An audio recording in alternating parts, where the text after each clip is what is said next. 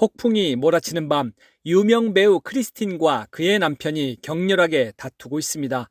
격해진 부부싸움을 롱테이크로 보여주다가 남편의 클로즈업으로 끝나는데 번개에 비친 남자의 오른쪽 눈이 경련을 일으키며 틱 증상이 있음을 보여줍니다.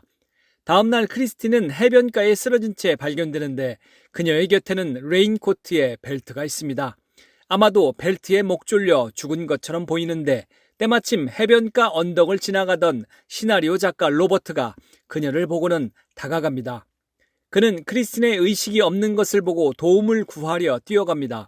그런데 그 순간 우연히 해변을 지나던 두 여인이 크리스틴을 발견하게 되고 동시에 도망가는 것처럼 보이는 로버트를 목격합니다. 그들은 현장 조사를 하는 경찰에게 자신들이 본 상황을 이야기하며 로버트를 살인자로 지목합니다.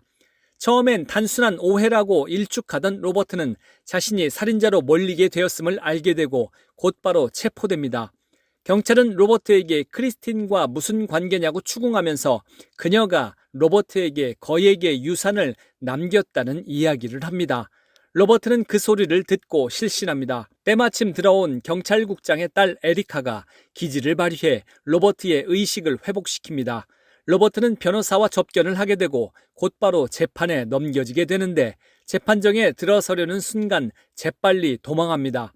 재판정은 발칵 뒤집어지고 로버트는 변호사의 안경을 쓰고 변장한 채 유유히 그곳을 빠져나갑니다. 한편 급하게 출동하려는 경찰들이 에리카의 차를 사용하려 하지만 차에 문제가 있어서 아무나 운전할 수 없을 거라며 에리카가 직접 운전을 하고 로버트를 추적하게 됩니다. 그러나 언덕에서 기름이 떨어져서 차가 퍼지게 되고 경찰들은 지나가던 마차를 타고 이동합니다. 홀로 남게 된 에리카가 차를 밀고 가려는데 갑자기 로버트가 나타나 차를 밀어줍니다. 로버트의 도움으로 주유소에서 기름을 넣게 되는 에리카는 내키지 않지만 로버트를 태우고 이동하게 됩니다. 그리고 비어있는 방앗간에 로버트를 내려줍니다. 떠나던 중 경찰차를 만나게 되지만 로버트의 소재를 알려주지는 않습니다. 다음날 아침 에리카는 빵을 들고 방앗간에 찾아갑니다. 잠자고 있던 로버트는 에리카를 반가워하며 일어나 빵을 먹습니다. 그리고 톰의 모자라는 식당에서 잃어버린 자신의 레인코트를 찾으면 무죄를 입증할 수 있다는 것과 살해된 크리스틴과의 관계를 이야기합니다. 그때 주변을 지나가던 경찰들이 방앗간을 수상히 여기고 수색하러 옵니다. 이에 에리카의 개가 지저대고 눈치챈 두 사람은 창문을 통해 도망합니다. 에리카는 로버트가 이야기한 톰의 모자 식당에 갑니다. 로버트를 숨기고 홀로 들어간 주인에게 지난주에 누가 놓고 간 레인코트를 봤냐고 물어봅니다. 주인은 한 노인이 갖고 간 것 같다고 이야기하려다 어떤 손님의 손짓에 말을 멈춥니다. 하지만 다른 손님이 윌이란 노인이 그 레인코트를 갖고 있다고 이야기합니다. 그러자 손짓했던 사람이 시비를 걸고 식당에서 큰 싸움이 벌어집니다. 에리카를 구하려다 싸움에 휘말려 머리를 다친 로버트에게 아까 정보를 알려준 손님이 다가와 노비 공동여관에 가면 윌을 만날 수 있다고 알려줍니다. 에리카는 로버트에 대한 의심을 서서히 거두게 됩니다. 여관으로 가던 중 에리카는 가는 길에 고모집이 있다며 그곳에 가서 아버지에게 사실을 알려줘야겠다고 이야기합니다. 고모집에선 마침 딸의 파티가 열리고 있습니다. 에리카는 로버트에 대한 말도 하지 못한 채 고모의 부탁으로 파티에서 아이들과 놀아줍니다. 초조해진 로버트는 메모를 남기고 떠나려는데 마침 에리카의 고모부가 도착합니다.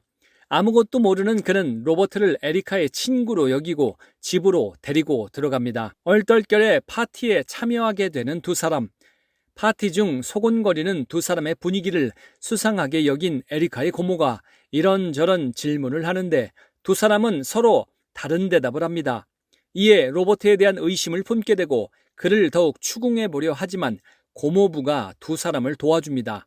두 사람이 나가자 고모는 화를 내며 에리카의 아버지인 경찰서장에게 전화를 겁니다.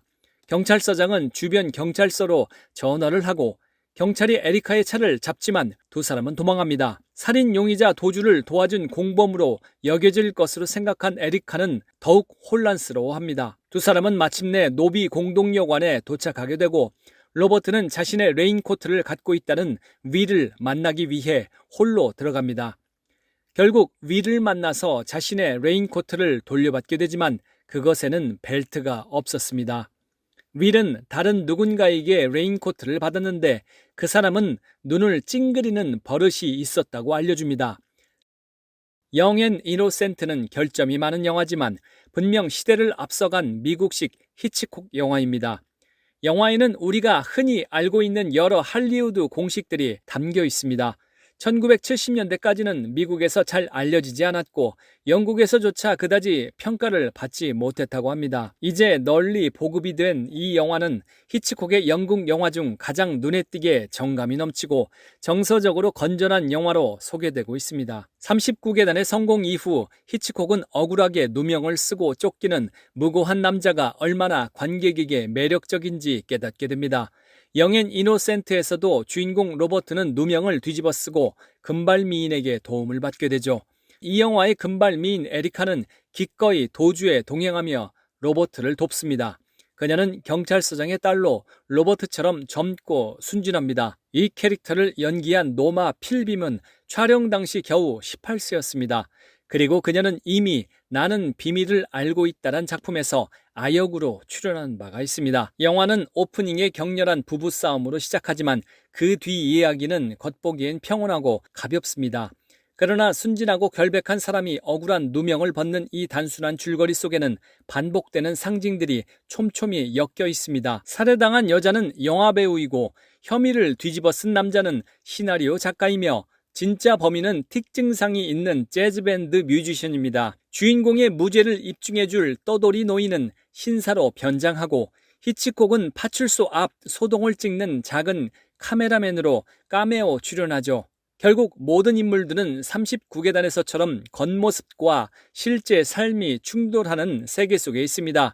모두가 환상을 다루고 이 과정에서 히치콕 특유의 세계관이 드러납니다. 영 앤 이노센트, 그러니까 젊음과 순수함으로 대변되는 로버트와 에리카는 질투와 증오로 대변되는 살인자와 희생자보다 더 존경받고 신뢰를 얻게 됩니다. 그 이유는 두 사람이 세상을 바라보는 시야가 더 맑고 단순하기 때문이죠. 히치콕은 순수한 남자의 날카로운 시선과 죄를 지은 사람의 불안하게 깜빡이는 눈을 대조적으로 강조합니다. 흥미로운 건 히치콕이 이 작품에서 처음으로 시선이라는 장치를 활용하기 시작했다는 것입니다. 즉, 누가 누구를 보고 있는지, 인물의 시선이 사건과 긴장감을 어떻게 만들어내는지를 강조한 거죠. 히치콕은 이 작품을 기점으로 수십 년 동안 시선 장치를 점점 더 정교하게 다듬어 나갔습니다. 현기증, 북북서로 진로를 돌려라, 사이코, 이창 같은 후속 작품에서 시선에 관련된 연출은 심리적 긴장감과 서스펜스를 전달하는 핵심 도구가 되었습니다. 영 앤 이노센트에서 시선은 히치콕의 윤리관을 보여주는 중요한 장치입니다. 살인자는 눈에 문제가 있고 변호사는 두꺼운 안경 없이는 아무것도 볼 수가 없습니다. 에리카의 어린 동생은 주인공이 까마귀에게 눈을 쪼이며 굶어 죽을 거라고 말합니다. 그리고 영화의 중간, 히치콕이 고의적인 상징이라 부른 장님놀이 장면에서 아이들은 볼 수 있지만 어른만 눈을 가리게 되죠. 이 모든 장면은 히치콕이 그리는 성인들의 세계가 얼마나 흐릿하고 어둠 속에서 더듬거리며 살아가는지를 보여줍니다. 게다가 히치콕 영화의 경찰이 늘 그렇듯 어리석고 사안을 똑바로 볼 생각조차 하지 않습니다. 로버트가 해변과 경찰서에서 취조받을 때가 딱 그렇습니다. 히치콕에게 있어 단순한 플롯은 언제나 다양한 디테일을 담아낼 여백이 됩니다. 그래서 그는 그 속에서 시적이고 때로는 공포스러운 장면들을 만들어내죠. 예를 들어 방앗간에 숨어있는 도망자에게 여인이 음식을 가져다주는 장면, 아이들 파티에서 고모부가 익사를 떠는 장면, 철도역에서 지친 에리카가 로버트를 의지하며 기대는 장면, 버려진 광산 속에 자동차가 매몰되는 장면 같은 것들이 그렇습니다. 그리고 영화의 하이라이트 중 하나, 호텔 연회장에서 펼쳐지는 긴 크레인샷이 있습니다. 주인공은 살인범을 찾아 들어오지만 관객은 이미 범인을 먼저 알아봅니다. 카메라는 12m 위에서 시작해 사람들 무리를 가로질러 천천히 내려오고 밴드 전체를 비춘 뒤 점점 좁혀 들어갑니다. 마침내 드럼을 치는 단 한 명의 연주자에게 다가가 그의 얼굴과 눈을 화면 가득 채웁니다. 눈이 깜빡이는 순간 관객은 확신하게 되는 것이죠.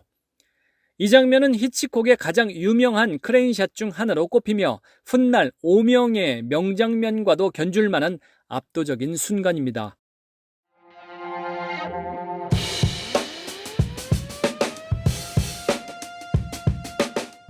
이 영화에서도 역시 남자 주인공인 젊은이는 자신이 저지르지도 않은 죄 때문에 기소됩니다. 그는 재판정에서 도망쳐 나와 몸을 숨기는데 그때 여주인공이 마지못해 그를 도와주게 됩니다. 그녀는 자기 고모를 방문하기로 약속돼 있다면서 그를 고모 집으로 데리고 갑니다. 그런데 고모 집에선 어린이들이 생일 파티를 벌이고 있었습니다. 애들은 술래잡기를 하는데 주인공들은 고모가 술래가 된 사이에 도망치려고 하죠. 주인공 두 사람 중 어느 한쪽이라도 잡히면 거기에 머물러 있어야 하는 상황이었습니다.